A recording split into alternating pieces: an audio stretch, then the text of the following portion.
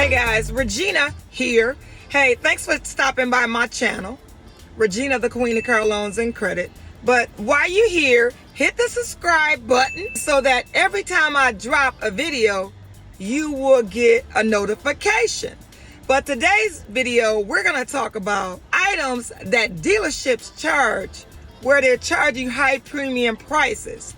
We all know it's 2021 and the demand is high and the supply is low. What does that mean? That means that because of the shortage of the chip that's hurting every car manufacturer, GM, Ford, Chrysler, Mercedes, all the car manufacturers are having problems producing their vehicles because of the chip problem. But what dealerships are doing, because we are selling less cars, they are inflating the prices of the aftermarket products that they sell. Now, is that fair? No, it isn't. But the dealerships, we still have to make money. So which means that you're going to pay more for a lease car than what you paid 6 months ago, a year ago, 2 years ago, or 3 years ago. You're going to pay more because at Joe Longhammer Chevrolet, located in Waterford, Michigan, you know, we usually have between 180 to 250 cars on our lot. Now, because of COVID-19, we're turning about 40 to 50 cars a month, new cars. We're selling those cars like hotcakes. When we know that they're coming in, or we know before they're being built, the customer is saying, hey, I want that particular car. And we're holding that car for that customer. When we're holding that car, we're asking for a couple things from them.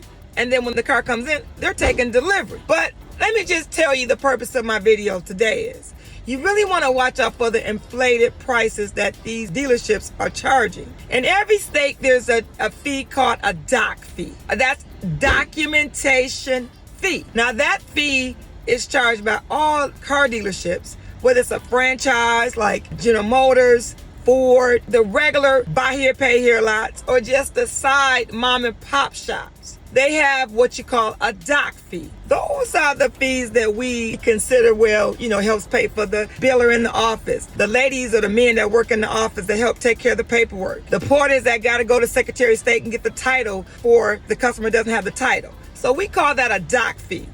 Now, every state has a limit of a price where they can only charge so much. So find out the doc fees are going for in your particular state.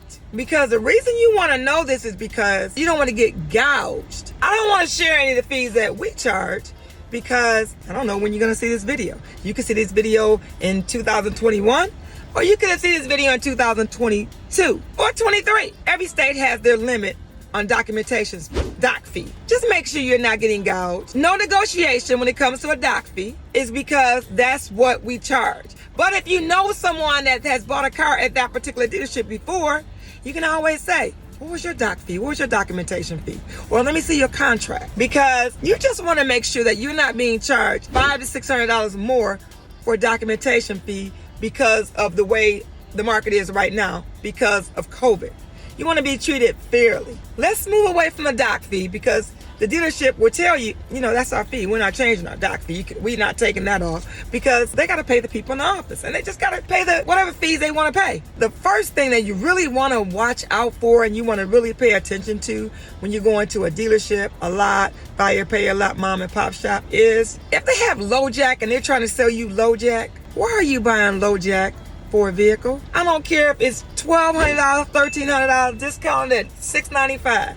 You do not need a low jack on your car. If you buy a General Motors product in these days, that car probably has OnStar. OnStar is where you can pay for it month to month. And if you want to actually not have OnStar the following month, or you want to keep for 2 months or 1 month, you can always cancel it.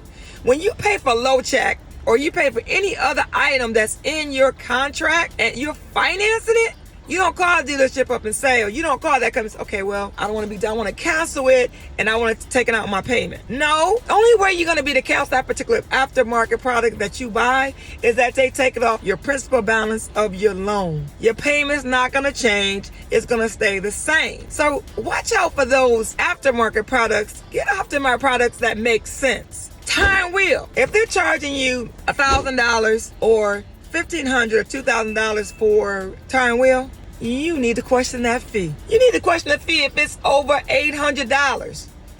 You need to, because some of these companies that's allowing us to sell their product, aftermarket product, there should be a cap. Some aftermarket companies, there's no cap. There's no cap because everybody's greedy. Everybody want to make money. Aftermarket product that I will purchase is tire and wheel, because I drive a SUV. I've already used my tire and wheel.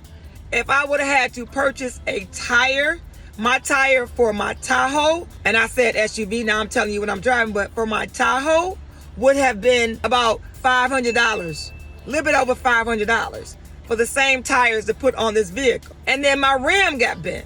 I would have had to pay, I think a rim might have, say the rim cost between $300 to $600. I'm already out almost $900 to $1,000. I bought tire and wheel, didn't have to pay anything. I had to get my vehicle towed to the dealership, but my tire and wheel, I've already used it. No money out of my pocket, zero money out of my pocket. Another item that you really want to be careful dealerships are charging for, or you're just falling for the okie doke, is winter protection, etch. Why are you buying etch? Dealerships are saying, yes, your car is stolen. You know, we find your car. We'll give you an extra $1,000 or $2,000 down on your next purchase. You don't need that. If somebody's going to steal your automobile, they're going to steal it. Purchase products that make sense. You know, you may say, you know, I never had a warranty on a car. Well, warranties are case by case basis. You know, if you're leasing a car and you're doing a 3-year, 45,000 mile lease, if you're going to want to get a warranty, just talk to them about the price they're going to sell. Negotiate the price on the warranty. Everything is negotiable. Only thing they have to say is yes or no. The dealership finance manager says, yes, you know, I'm going to see what I can do with the price of this aftermarket product I'm charging. Or no, I can't do anything about it. It's either yes or no. So I always look at it, everything's negotiable. The price of a car is negotiable. We're going to say, well, no, that's the price of the car. And then you either take it or leave it. One more thing I want to say that is really inflated is buy rate.